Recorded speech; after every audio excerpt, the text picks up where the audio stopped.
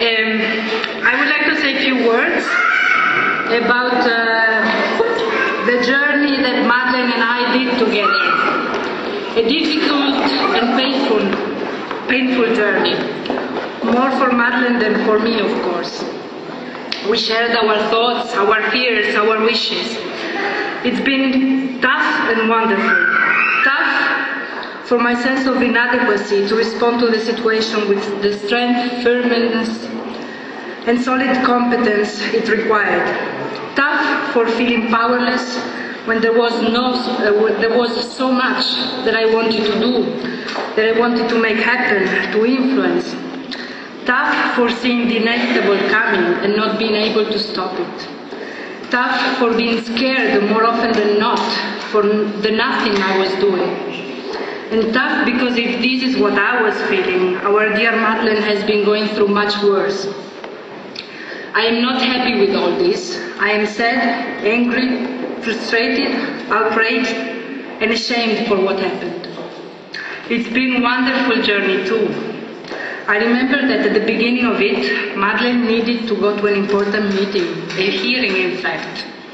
I made it clear that I was not in a position to offer the technical help that was needed. But Madeleine preferred to anyway have me around, to hold my hand, she said. So I went.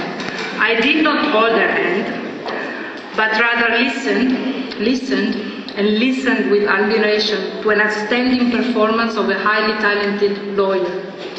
It is not as an OHCHR colleague that I first met Madeleine. It was back in 2000 in Sarajevo, when I invited her to give a presentation on women's rights in a training that I was organizing there. She does not remember me, but I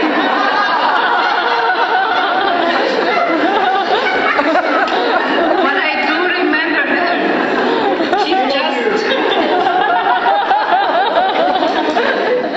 She's just too interesting, courageous, and passionate to be forgotten. Passionate. Where did you get all your passion for human rights from? In these quantities. It's dangerous. It's contagious. In fact, I've been contaminated. And it's been a privilege to be contaminated by your passion, your strength and determination. So it's been a wonderful journey, and I thank you for having taken me along.